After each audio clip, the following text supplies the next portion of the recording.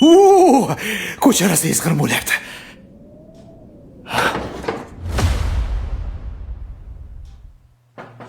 Dada, assalomu alaykum. Kelaver. Va alaykum assalom. Ancha yil oldin bir ayb ish qilib qo'ygandim. Bugun aybimni yuvmoqchiman. Qanaqa ayb? Shoshmay turgin. Saloqa. Zaryapti. Buni ham solamiz. Men hozir o'tin olib kelaman. Bo'ptimi? Hop. Hozircha tegma. Tezda kelaman. Gazeta. Bittasi bor. Gazeta. Voy, yana bor ekan.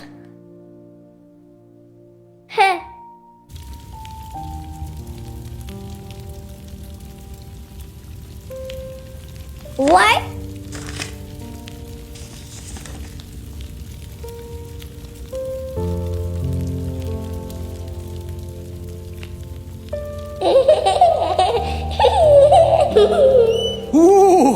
Ko'cha arasida esqirib bo'lyapti.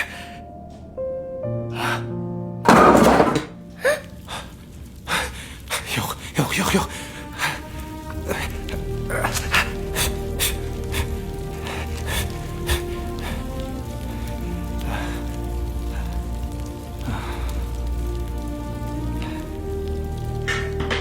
Buni senga onang aytdimi? Yo'q. Unda kim aytdi? Tez ayt. Dada, o'sha kuni nima qilganimni albatta tushunmaganman. Ammo sizni xafa bo'lganingizni sezganman. Yillar o'tib o'zim tushunib yetganman. Bu pullarni misqollab peshona teringiz bilan topganingiz, ham ishlab, ham ijara pulini to'laganingiz. Undan keyin sizda bunaqa katta pul to'plash imkoni bo'lmaganini yaxshi bilaman. Faqat sizga indamasdim. Bu taqdir, peshana. Bugun men aybimni yuvmoqchiman. Seni hech qanaqa aybing yo'q. Yosh bola eding. To'g'ri, lekin siz haqiqiy ota edingiz. Biron marta urmay, so'kmay, o'shanda qilgan ishimni yuzimga solmay, haqiqiy erkak qilib tarbiya qildingiz.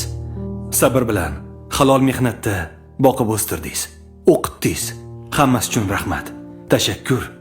Sizni yaxshi ko'raman, dada. Siz bilan faxrlanaman. Ana endi bizning navbat. Mana bu uy sizga, dadajon. Qanaqa uy, bolam? Siz o'shanda niyat qilgan uy. Bolam, umringdan baraka top. Mana bu hovlisini qarang. Voy. Rostdan oldingmi, bolam? Hadi. Muborak bo'lsin.